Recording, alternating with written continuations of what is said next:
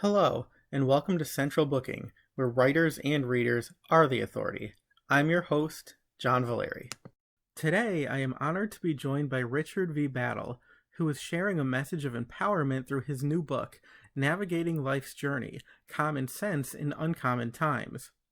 Written in the midst of the worldwide coronavirus pandemic, the most uncommon times many of us have ever known, Navigating Life's Journey provides readers with a hopeful outlook for the future. Richard incorporates personal reflections and anecdotes along with historical perspective, reminding us of what our ancestors overcame so that we know that we can too, together. It's a story that Richard is uniquely qualified to tell. In addition to a 40-plus year career in sales, executive management, and leadership, and 30 years as a public speaker and trainer, he has endured significant hardships and heartaches. These have included the loss of a child, divorce, heart surgery, near financial ruin, and surviving cancer. While profoundly challenging, these experiences have only strengthened his faith and resolve. In recent years, Richard has written several award-winning books of nonfiction in the hopes that sharing his life story will inspire readers to take control of their own narratives, learning to look toward tomorrow with the purpose of building a better, brighter world for future generations. Navigating Life's Journey uses the metaphor of a river to show the way. Jonathan Jakubowski, author of Bellwether Blues, noted, through the combination of powerful stories, inspirational quotes, and meaningful parables, Richard provides Americans with a blueprint for excellence in an hour when we need it most. As we navigate the holidays and head into a new year that will bring both unprecedented challenges and opportunities, Richard V. Battle offers the gift of hope for those who wish to receive it. Hi, everybody. Welcome to another episode of Central Booking. Today, I am in the virtual company of Richard V. Battle, who is the award-winning author of 7 books, the most recent of which is Navigating Life's Journey: Common Sense in Uncommon Times. So welcome to the show, Richard. Thank you for being here. John, thank you so much for having us this afternoon. Oh, it's my pleasure. It was funny. We thought the schedule was set, and then your book was put on my radar, and I said, what an important, topic to discuss, sort of especially now. So I guess I want to begin there. The title of the book sort of says it all: Navigating Life's Journey: Common Sense in Uncommon Times. And you actually, wrote this book in the midst of a worldwide pandemic that we're all experiencing and that we're all touched by. So I wanted to ask you, why is this moment the right moment for a book like this? And in what ways were you able to tap into the uncertainty of these times to underscore the message that you wanted to share with your readers? Well, I think that's a great question. And my mission currently is to provide timeless messages of proven principles to help people win every day. And at the start of the year, like most, I had a plan of what I wanted to accomplish. And releasing this book this year was not in that plan based on a fixed schedule. I had plans for more outings, speaking, doing other events, but like all of us, we've had to adapt. And fortunately, I share messages of my experiences and other people that I know and historical figures that inspire us to try to live better lives. And there's been no year in my lifetime when we all need encouragement, inspiration, and help lifting us up than this year. True. And I have to say, I felt a little bit better after reading your book. And so I think that other people will as well, because I think that sometimes we forget that we experience this differently, but we are in it together in a very unique circumstance. And so, common sense in uncommon times. And one of the themes that you return to in the book that I very much agree with is that common sense never goes out of style. Unfortunately, common sense doesn't always seem to be so common these days. So I wanted to ask you, how do you define what common sense is? And in what ways would you suggest that people either hone their skills in this area or put them into practice if they haven't already? Well, I think that's also a great question. And so to me, the common sense are the values that have come to our civilization that took hundreds of years to develop by millions and millions of people. And most of us were raised with these common sense values. And there's been a terrific assault upon them in the last few years, with us being asked to change our behavior in ways that we never thought about before.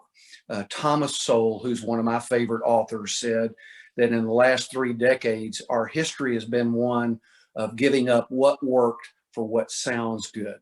And I think that's a perfect summary of what we've been asked to do.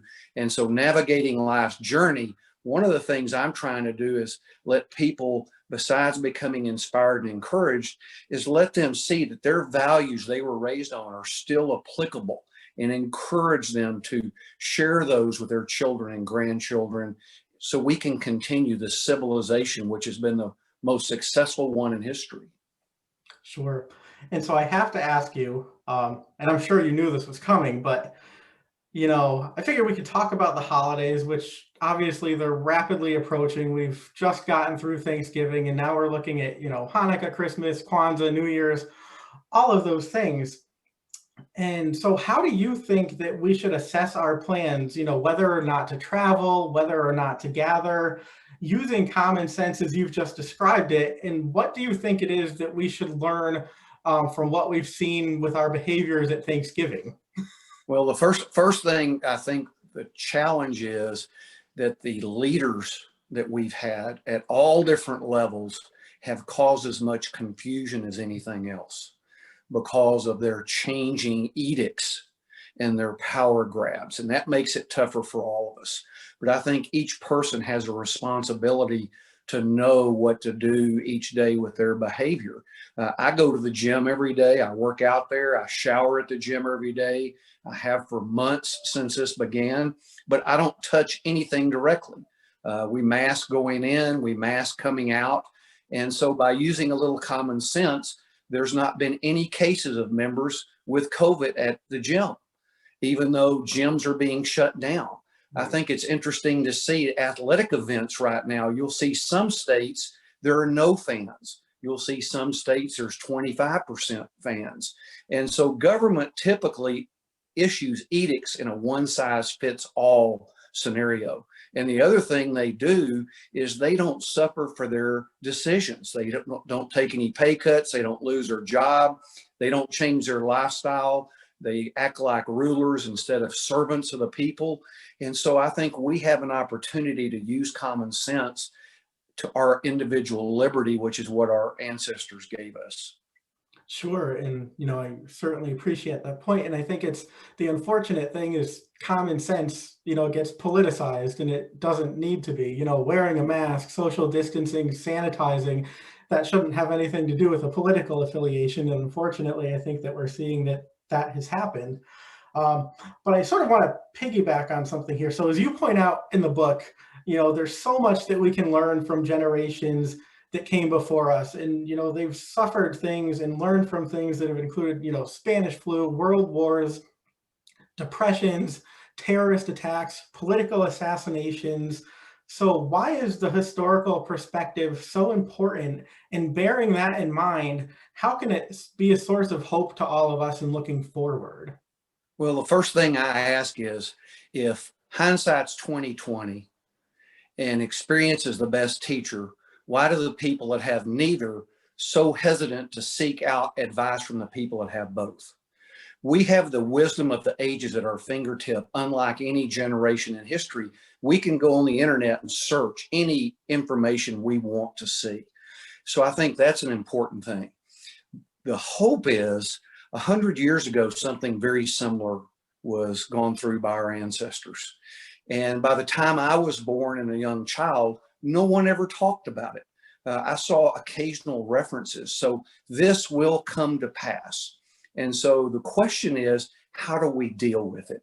And we all go through different challenges in life. And normally we go through them individually or in small groups. But this, we're all going through the same experience at the same time. And I think we have two choices to make. We either hunker down, binge watch TV, read books, drink, just wait for it to be over with, or we think, how can I adapt to this? How can I change what I'm doing so that when this is over, I'll leapfrog everyone else and be ahead in where I want to go in my dream of life? And the first group will be wondering, how they got leapfrogged because they were not preparing for the end of this. Sure. And it's interesting. I've been telling people that my word for the year, and it was even, before the pandemic sort of broke out, was and is perspective. And so much of this is how we view it and what we make of it. And actually, um, one of my favorite things that came out this year is some, celebrities using their presence to give hope to people and to remain optimistic and to sort of share positive, informed messages. And somebody I really enjoy, who, most people watching this, if they know me, they know that I love Gloria Estefan. But she wrote a song called We Needed Time, which basically we needed time to basically stop and reassess and reprioritize. And one of the lines, and I'm going to paraphrase it because otherwise I'll mangle it, but is basically, when we're finally looking in the mirror, it's with the hope that we're looking forward that much clearer. And I think that that's, what we need is to look for a reason to move forward and to actually learn from this. Yes. So my little Well, digression. there is hope and there is a reason to move forward. And I encourage everyone, if they haven't already, start thinking. Once this is over, what do you want to do? And what can you do today to prepare for that? So when things open up and the vaccine works, you will be able to jump out in front of the pack and be more successful and fulfill your life's dream. Absolutely. Absolutely.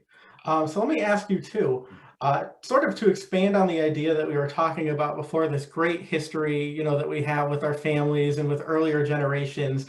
Something that you talk about in the book is how we're creating our own individual and collective histories and writing our own stories every day. So I wanted you to share what you think it is, that's our responsibility to future generations, and why it's important that we remember to live for tomorrow rather than just for today. Well, I think that's a great question. And Stephen Covey in The 7 Habits of Highly Effective People said, begin with the end in mind. And he pictured, if you were in your coffin at the end of your life, how would you like people to see you? And if you make every decision based on that, then you're going to move toward what you want to be at the end of your life. And I'll give you an example. I'm the 5th generation steward of a property that my great grandfather bought in 1854. And I've seen one picture of him when he was about 90 years old, but I have no knowledge of any of his thoughts. I would love to know what he thought when he came to Texas and bought this property and built a ranch and lived on it and did all these things, and I have nothing. And so one of the things I think we have an opportunity to do is touch people throughout our lifetime and beyond our lifetime with our thoughts.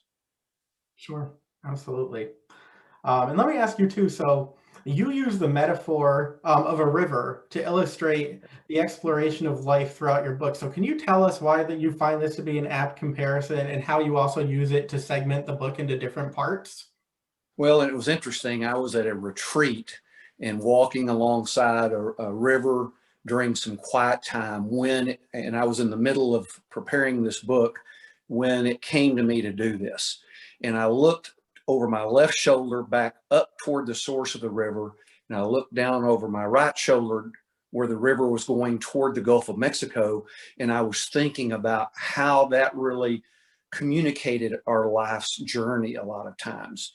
And we go through, the first section is calm waters. We go through around a bend where we can't see what's happening, and we can rely on other people's expertise and experience to help us. We go through turbulent waters, and then hopefully we end up at safe harbor, or when we go into a gulf or an ocean.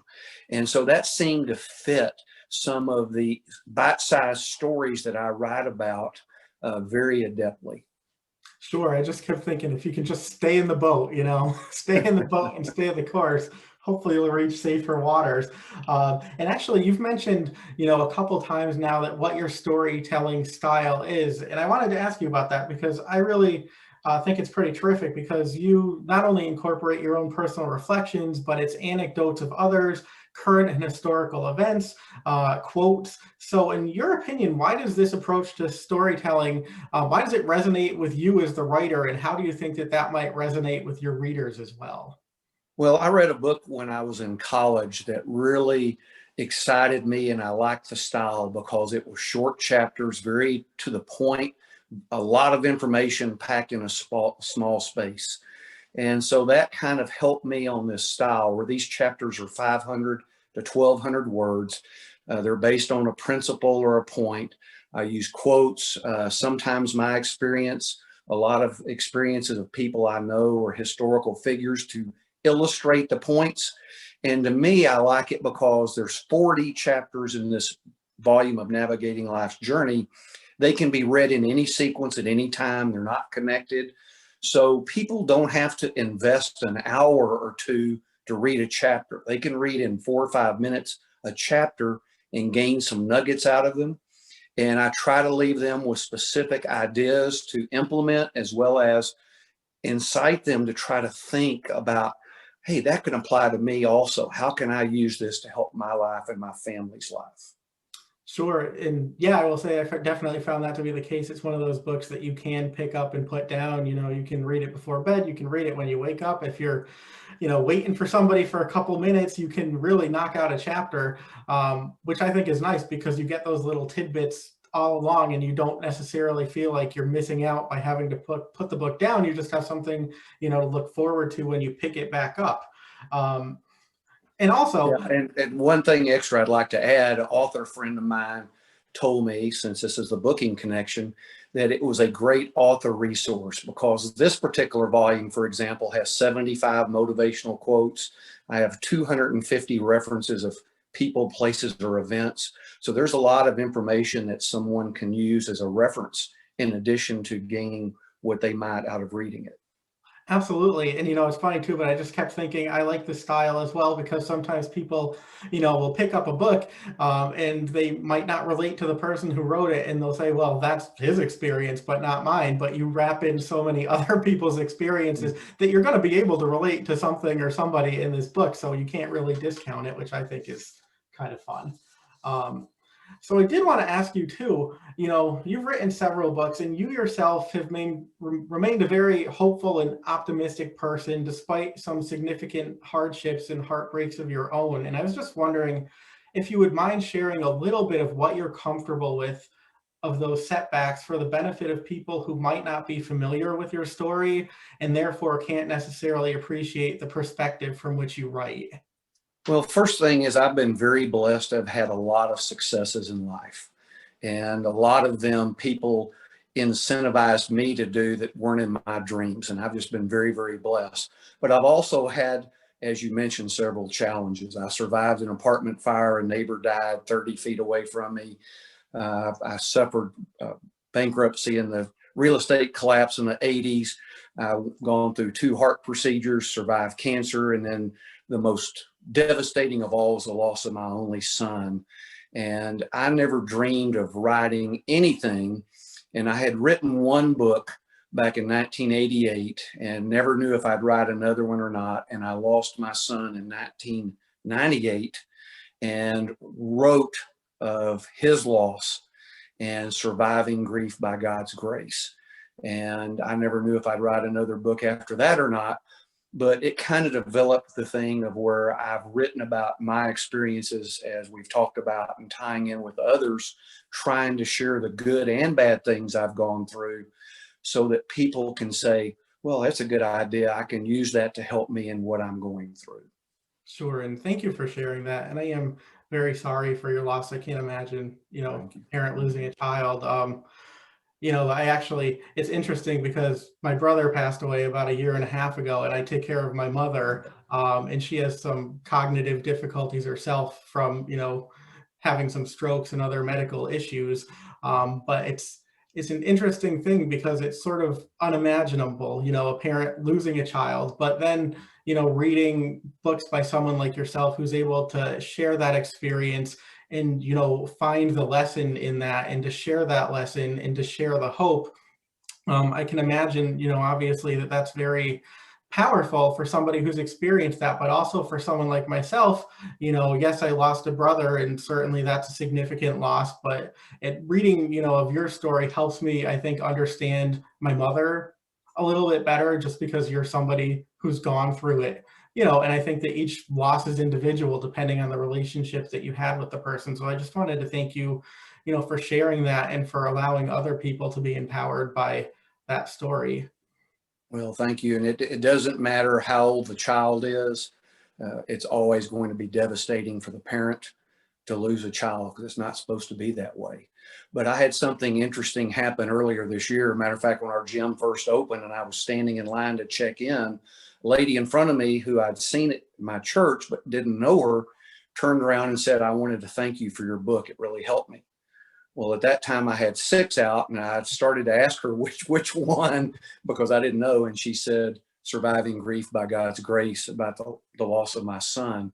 And that book was published 18 years ago. Right. And so we never know when we're writing and sharing words, we never know when they will impact people and how they'll impact and help people.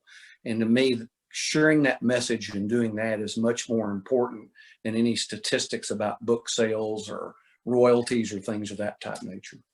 Absolutely. That has to be sort of the greatest payoff, and the greatest compliment that you can get as a writer is knowing that you've, touched readers, especially in such a personal and profound way. So I wanted to ask you too. So, you have 7 books out now, but this is not all you've done in your life and times. You've had very successful careers in several other realms, 40 plus years in sales, executive management, and leadership. So I wanted to ask you how your experiences have sort of belied the notion that business people can't be people, and in what ways that this has helped you. And this, I'm going back to your, experiences in management and interpersonal relationships, but how has that helped you in terms of relating to people, whether through speaking or through your writing? That's a good question also. And we're all a summation of our life experiences. But one of the things, and I wrote a chapter in Navigating Life's Journey, is about how common it is to be pigeonholed. And I use my experience and experience of a friend of mine because people, when they look at me, if they know me from the corporate world, that's what they know. If they know me from the book world, that's what they know. But most of the time, people only know us from the world they experience us. And so they will put limitations on what they think our capabilities are if they've not experienced things that we've done. And it's always fascinating to me to talk with a friend and they discover something I've done they didn't know about, and how surprised they are because they see us. And it's typical for all of us to see people in a certain pigeonholed way.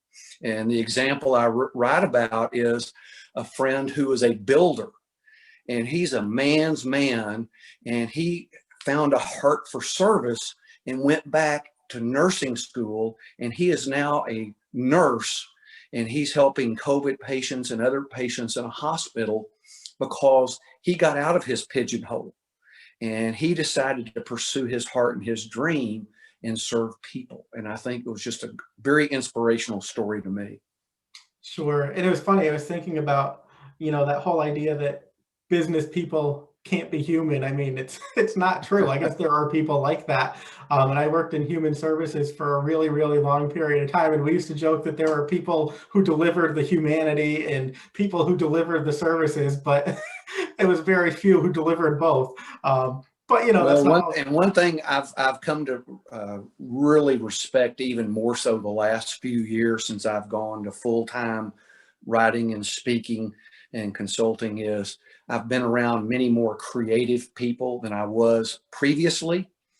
And the respect I have for them, whether they're musicians or authors or whatever their craft is, the people's creativity is just so awe-inspiring to me. Absolutely. And that's why I love doing this show, because I'm so, sort of enamored with the creative mind, because I've, responded to books and to music and to art all throughout my life, but I don't necessarily see myself as having that same talent. I mean, I can write a book review and I can write a profile, but I'm probably not going to write the world's greatest novel.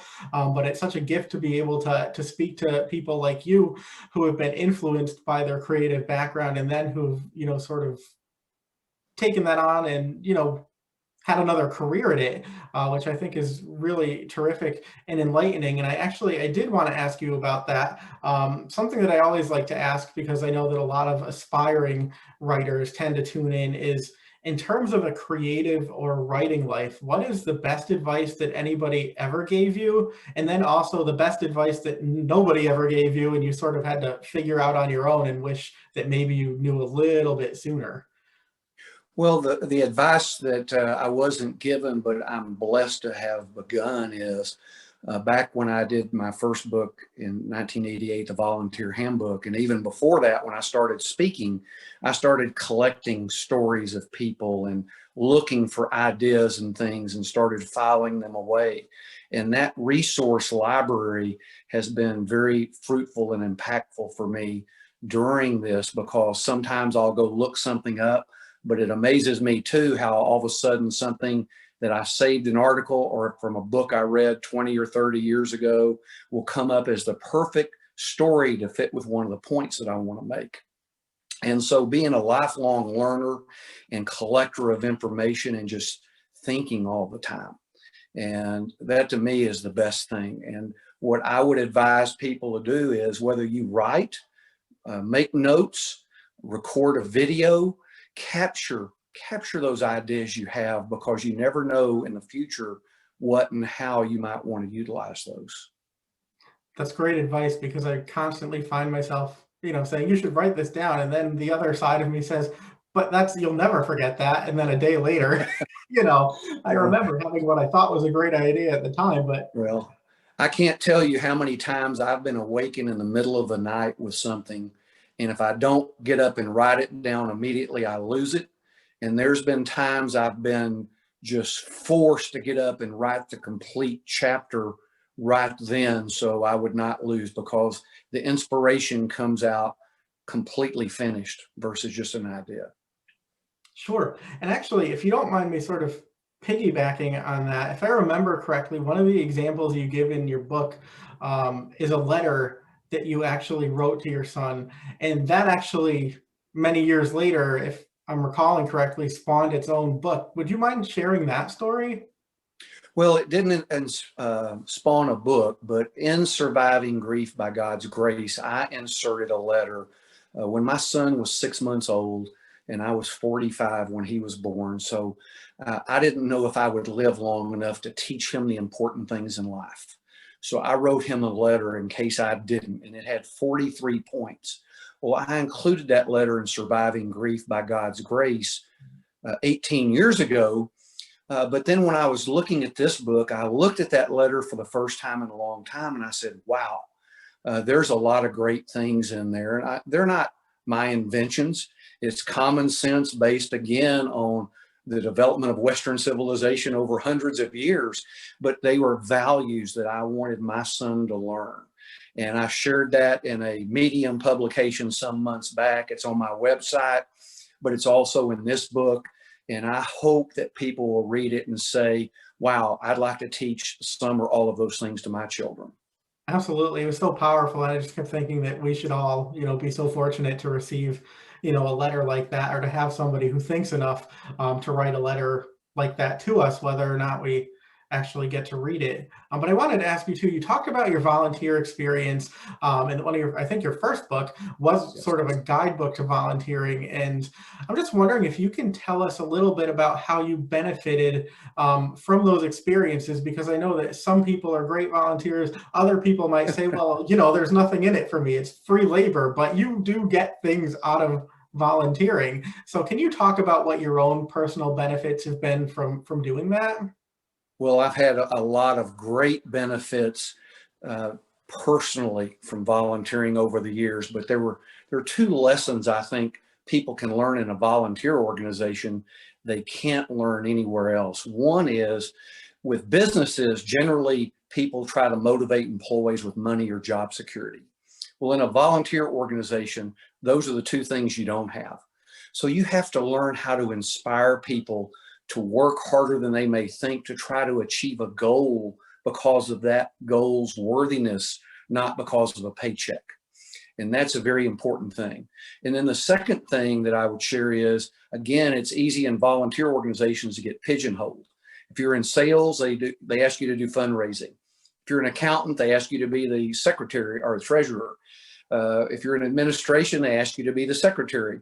So, but in a volunteer organization, you have the opportunity to do different jobs that help complement your work skill sets that make you a more complete employee or business person in your life. And those are benefits that you get while serving other people. Sure. And funny you should mention, I know often when people are looking for first jobs or even for just, advancement, uh, one of the requirements is often, experience. And people will say, well, I don't have any experience because nobody's hired me yet. And if you don't hire me, how am I going to get the experience? But volunteering can be a great way to do that. Yes.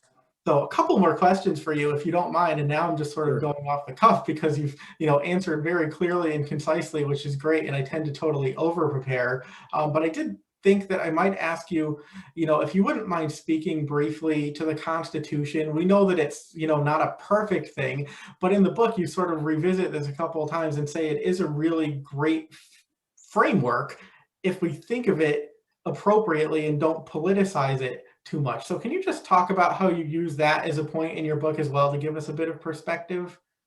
Well, I think we in the United States have been blessed. The United States Constitution was probably the greatest government document ever written. And our founders were so smart because first they understood human nature. They understood that people, if given the temptation, would grab power, would grab money, and they would use it for their own purposes versus serving the people. And that's why the checks and balances in the Constitution and having people swear oaths to the Constitution and not just to the state or the national government is so important, because that document is what holds us together. And it's important. It's not a partisan issue. It's not an up or down liberal, Democrat, conservative, Republican issue. It's an American issue. And we should want all of our leaders to adhere to it. And if we want to change it, let's do it in the proper procedure, not circumvent it and grab power, because there's too many examples of countries that have gone away from a democratic or representative republic to tyranny. And none of us want that. Absolutely. And so two more questions for you, if you don't mind. One for, for people who are really into the nuts and bolts of writing, would you mind just telling us a little bit about what your process is? How much of what you write is pre-planned versus how much is sort of you sit down and it comes out organically and then you make it nice afterwards? Well, there's two things I'd probably share. One, based on the last 3 or 4 books I've done, I've come up with a template that I use that I like. It fits. It makes it very easy to construct the book as it comes together. But since I write these bite-sized chapters, a lot of times they will not be pre-planned. I'll have an idea, but all of a sudden I'll get an inspiration, and it can come in bed while I'm driving down the street, in the grocery store. I'll get an idea. I could be looking at someone, and all of a sudden, that's a great point that I need to make, and here's some examples and quotations I can use for that. So then I'll put that idea within the framework of the template. And once I construct enough of the stories to build it, it's complete. Sure. And I always have to ask, and it's kind of a funny question because, you've done all this hard work. You're just ushering a book out into the world in very strange times. But are you thinking about what you might work on next? Well, I have multiple projects in process, if you will. I don't have a time frame because, again, it's all based on when the ideas come together. So it could be next year or later, or it could be 2 next year, and who knows. But I have ideas that I want to share further, and I would encourage other people to share their ideas as well. Sure. And last question. So, we're moving into a new year, hopefully, with health and hope on our side. But if there was a message, that you could share with people right now looking forward into 2021, what might that be? Well, this gives me a great chance to share a story from Conquering Life's Course, which was my 6th book. And that is a story of Laura Ingalls Wilder, and especially for any writers. When I saw her show, The Little House on the Prairie, and watched it with my daughter, I thought that Laura wrote her stories as a young diary or a girl as a diary. And what I learned later was she did not publish her first book till she was 65. She published her ninth book when she was 76. She died at 90 years old. And the TV show did not come out till 17 years after she died. So the point is, it's never too late to make a difference. We never know what we do today and how it might impact people beyond our lifetimes. And that to me is inspirational, whether you're a writer or whatever you do in life, we have opportunities to touch people for many, many years to come. Absolutely. That gives me hope, you know. Well, Yes. thank you so much, Richard Battle. The book is Navigating Life's Journey, Common Sense in Uncommon Times, which we are certainly all experiencing. It is really a great gift to read for yourself or, you know, give to others for the holidays. And thank you so much for being here tonight and for sharing a little perspective and hope with us, because I think that right now that is the greatest gift and the gift that we need to pay forward. Thank you, John, for having me. And all of my books are available at Amazon and other booksellers. You can look under Richard V. Battle and they'll come up. Great. Thank you so much. Thanks, John. My pleasure. That's it for this episode of Central Booking. Thanks for watching, and be sure to subscribe to our channel so you don't miss a thing.